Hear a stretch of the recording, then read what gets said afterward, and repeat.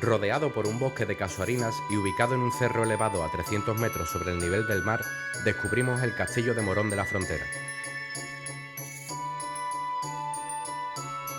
Construido hace más de 2000 años, ha sido testigo y guardián del pueblo de Morón o Mauror, como se llamaba durante la dominación musulmana.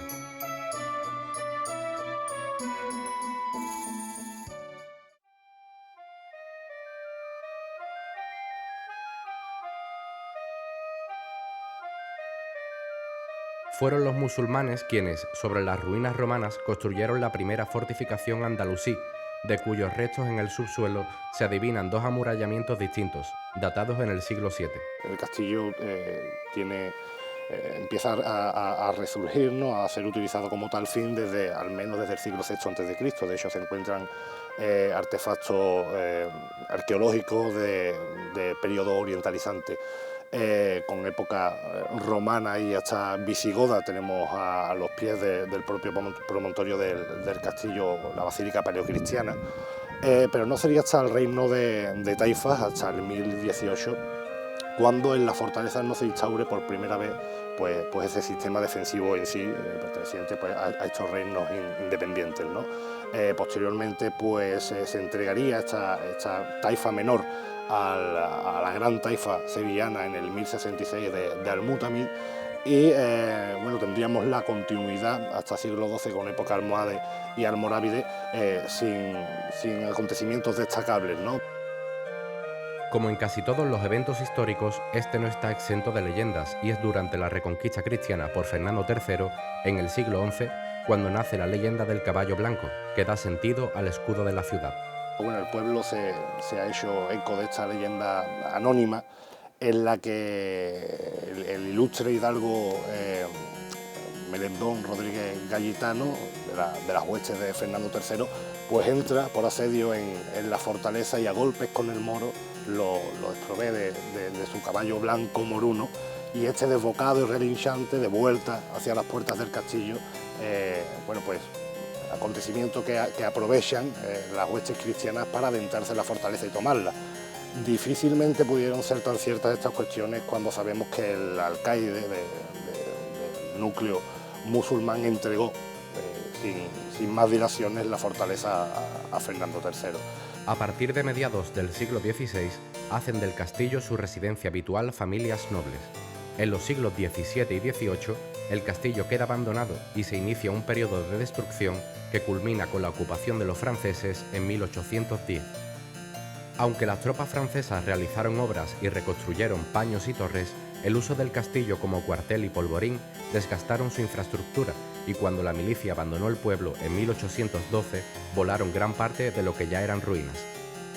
Aunque tras la retirada de los franceses el castillo tuvo usos residenciales por diferentes familias nobles, poco a poco fue quedando abandonado y a espaldas de la fortaleza fueron asentándose una población de clase más humilde, conocidos como castilleros, que ya en 1960 llegó a ser del 2% de la población.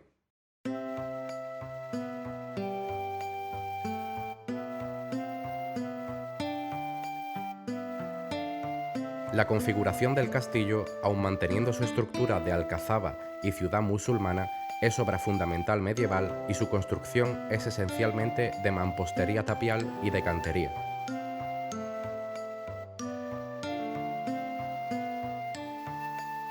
Gracias al grosor de los muros, la fortaleza se ha mantenido a lo largo de los siglos a pesar de los avatares sufridos. Actualmente, la instalación de antenas repetidoras y cables le da un feo aspecto.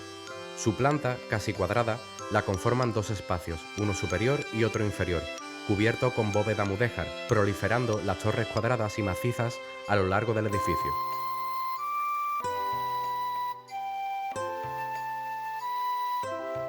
La torre del homenaje, llamada Torre Gorda, es uno de los elementos más importantes del edificio. Se sitúa en la parte central del mismo y sus dimensiones son superiores al resto, destacando además el grosor de sus muros. Tenemos un castillo que se adapta a la orografía propia del promontorio del terreno, en el que se aprovechan estos tipos de elementos de la anterior fortaleza andalusí, ya reformada y reestructurada y delimitada por la orden alcantarina en materiales de mampostería y en lucimientos en yeso. Y aparece, como bien decimos, esta torre del homenaje como el elemento primordial y más característico, que era un elemento al gusto francés que ya los normandos expanden por toda Europa, y que aquí el Concejo impone unas medidas estructurales métricas con mano de obra alcantarina, pero que se repetirían en toda la campiña utrerana con un mismo patrón de unidad métrica común. Desde 1528 a 1531, el conde de Ureña, Juan Telle de Girón, y su hijo, Pedro Telle de Girón, emprenden una serie de reformas sin precedentes. Para este menester, emplean una sillería de bloques cúbicos de piedra caliza y se forra perimetralmente la torre alcantarina. Más tarde se refuerzan los muros, se recrecen las murallas y se decora al gusto nobiliario de la época con elementos como el foso, la puerta del cordón, un claustro o estancias adosadas laterales, todo un surtido de ostentosidad que terminaría en 1531.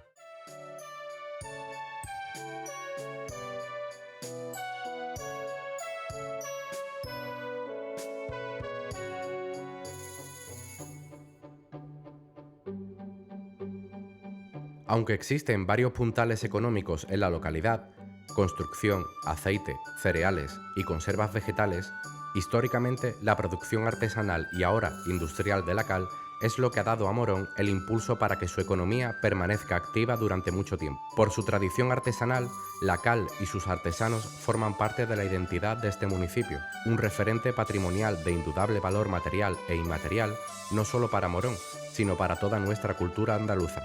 Reconocido así por la UNESCO, ha sido empleada tanto para blanquear o encalar nuestras edificaciones como argamasa para unir otros materiales y por motivos de higiene para cubrir materiales pobres.